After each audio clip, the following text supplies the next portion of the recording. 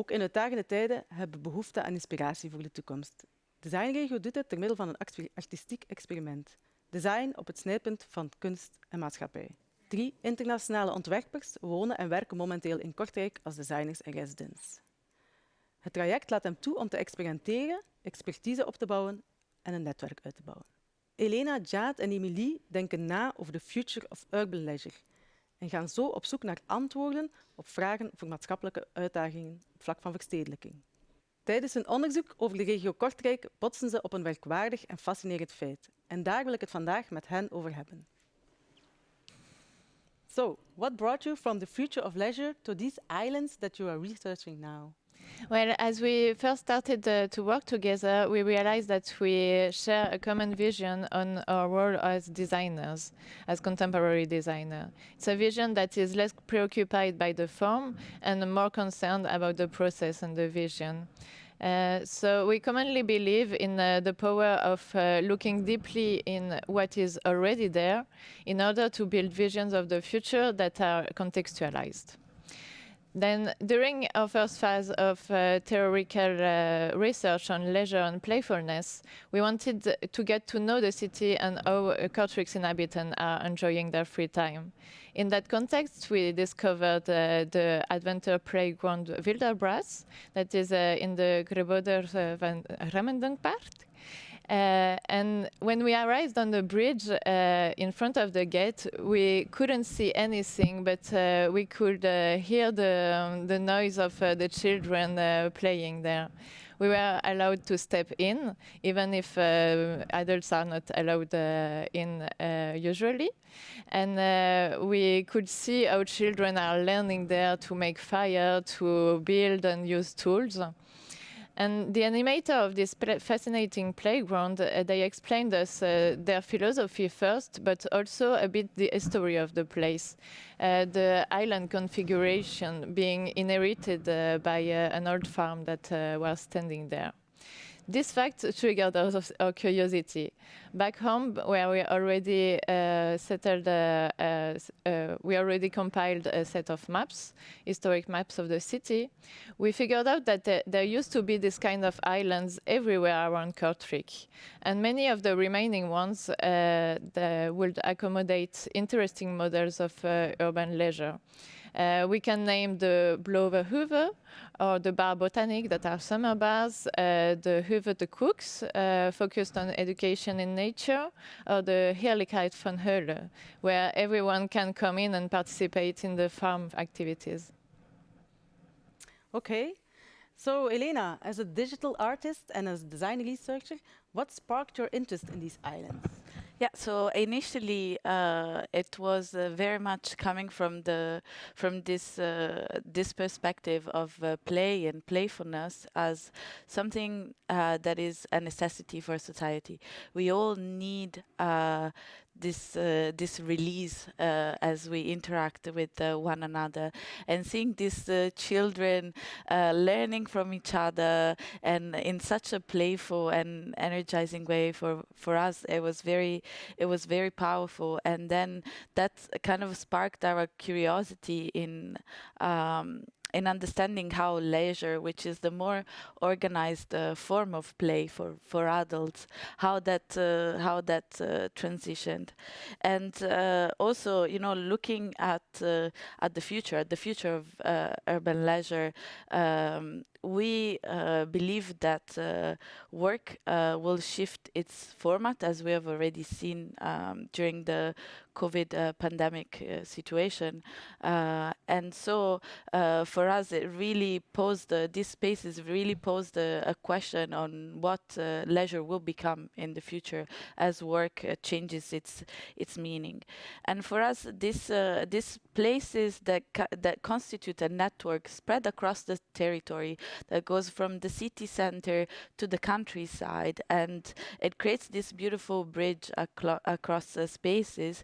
They really offered a model to think of leisure as a distributed and community empowering tool.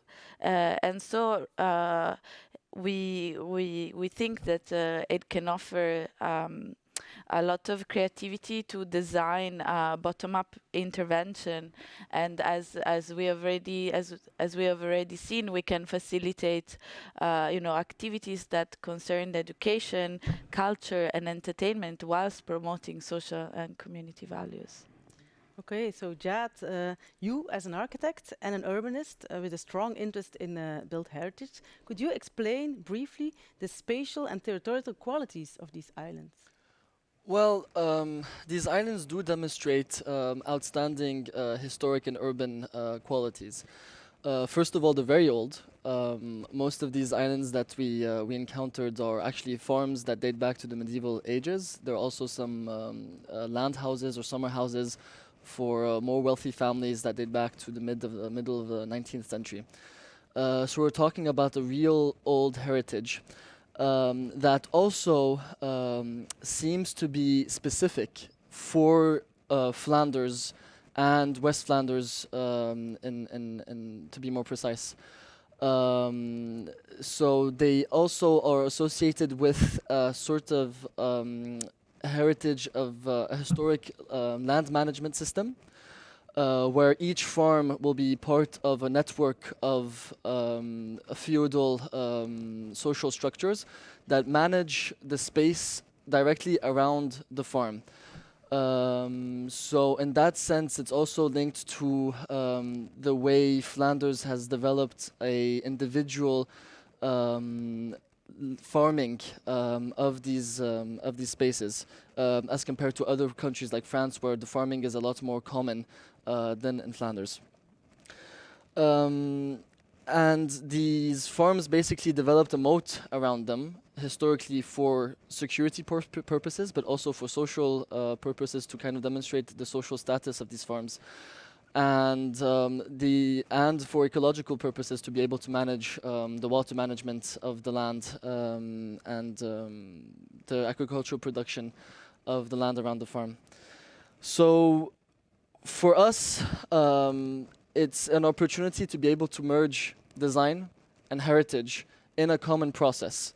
That's kind of what we're looking at. And we're looking at this heritage that a bunch of stakeholders actually collectively own and are part of, from, as Elena said, the city center to the countryside. And that for me is the real power of heritage in possible urban visions for the future of Kortrijk.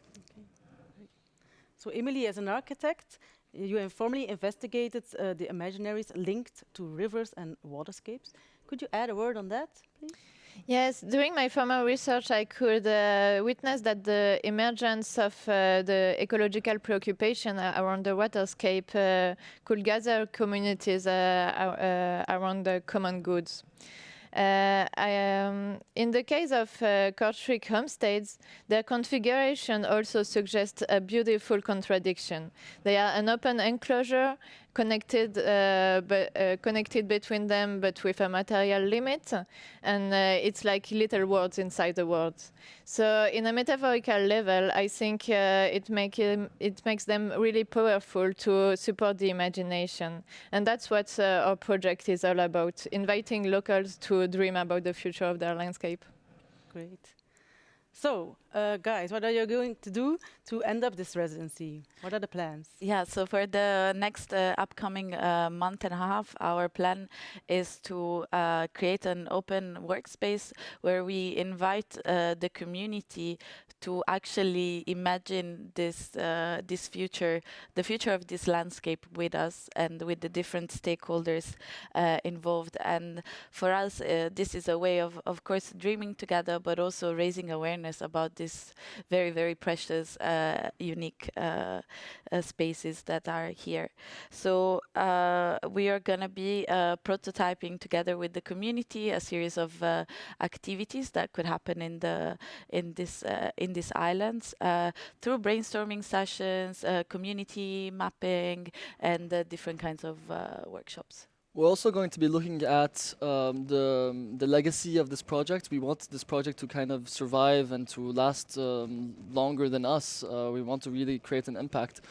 That's why we're looking at a publication that we're going to be doing in October as a curating process. We want to invite the different people that we've met to write about their experience of these farms and these different spaces.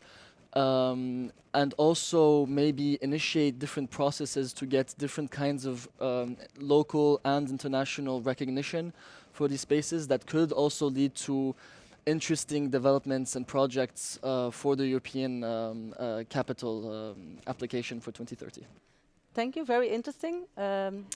Dus ik nodig iedereen uit om naar de website te gaan, www.eiland.design. En daar kunt u het traject en het vervolg van wat ze nog allemaal van plan zijn volgen en kijken wat er te gebeuren staat.